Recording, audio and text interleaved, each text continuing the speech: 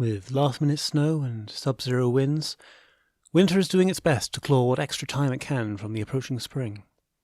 So I thought it might be nice to have a look at a myth that explains why, give you the reason for the season, if you will.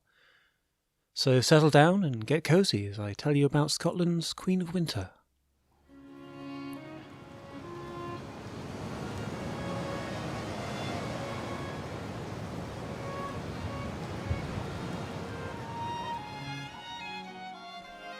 Back when the earth was young, when land was where now we have water, and water was where now we have land, a giant of a woman wandered around, creating the mountains and lochs we know today, though not always intentionally. She was the mother of the gods, known to us as Cailleachan, or Beira, Queen of Winter. She stood proud and tall and was feared by all. Every year she rules, beginning as the most beautiful of women. However, she ages quickly, and by November and the beginning of her reign, she appears ancient and withered. Beira has dark blue skin and a single eye, though it is exceptionally keen. When old, her mouth is filled with jagged rust-coloured teeth. Her hair is white and covered with hoarfrost, and she is never without her great plaid pulled tight over her shoulders. This plaid is said to be too large to be cleaned in the lochs, so she uses the sea, in the Strait of Cailleachan between Beira and Scarba, using the whirlpools as her washing pot. Her servants prepare the water days before, the fuming waters being heard for miles around, and on the fourth day Beira throws the great plaid into the turbulent waters, stamping on it with her feet, frothing the waters and overflowing nearby shores with foam. The washed plaid is then lain across mountains to dry, and when lifted leaves the pure white snowy peaks, the harbinger of her reign. As she grows yet older, she becomes more fierce. To greater or lesser success, she tries to delay the onset of the approaching spring, culminating in the bitter frosts and howling storms that aim to kill the growth of the new year. Of course, inevitably, her power would be spent, and come February, the seasonal rain would begin to pass to Angus and Breed. On this final day before spring, Beira would seek the green island of the west. This island was one of perpetual summer, and on it the fountain of youth burbled away. Though before you go booking your next holiday, know that this island drifts around the Atlantic, offering us mortals but fleeting glimpses should we search for it. Nonetheless, at the end of her reign, Beira could always find the island and would drink its restorative waters. This refreshing sip would send her to sleep, and on waking she would once more be young and beautiful, and the cycle would begin anew. Beira's seasonal ferocity led her to also be associated with the wild things of nature.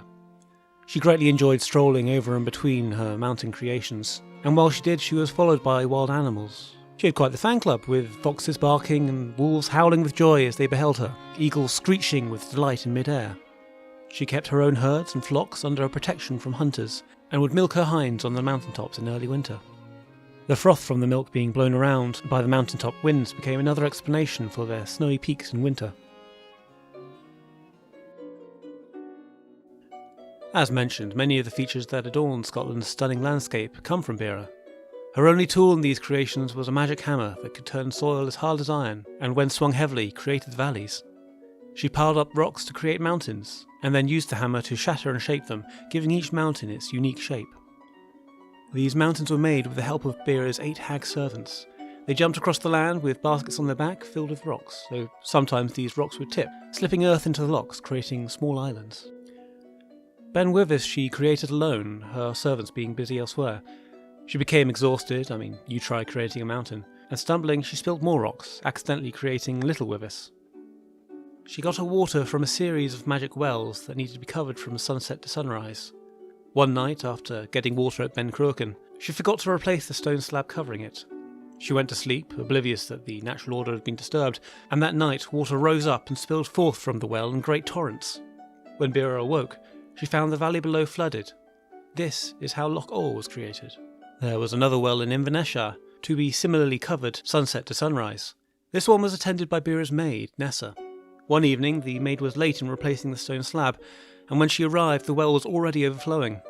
In fear of reprisal, she fled, but Beira and her keen eye watched the scene from her throne atop Ben Nevis. She cursed the girl. "You have neglected your duty, and so you will run forever and never leave water."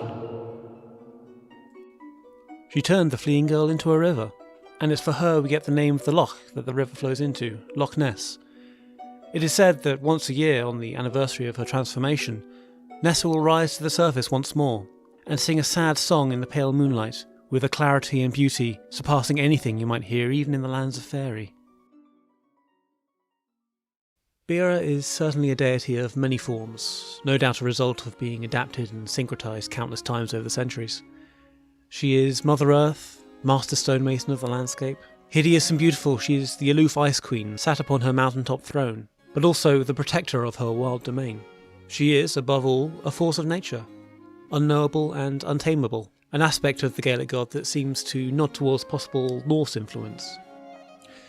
There is then an appropriate symbolism in tales that say she carried the rocks that went into the Scottish mountains over from Norway. Of course, there is her yearly waxing and waning in power, an obvious symbol of the cyclical seasons. But personally, I also see her as a sort of memento mori. Every year she is faced with the knowledge that her reign is finite, and however hard she fights it, her time must inevitably end. Whatever flavour of fatalism you might glean from this, for me, it's a reminder to do what you can, while you can. Because one day, winter will end.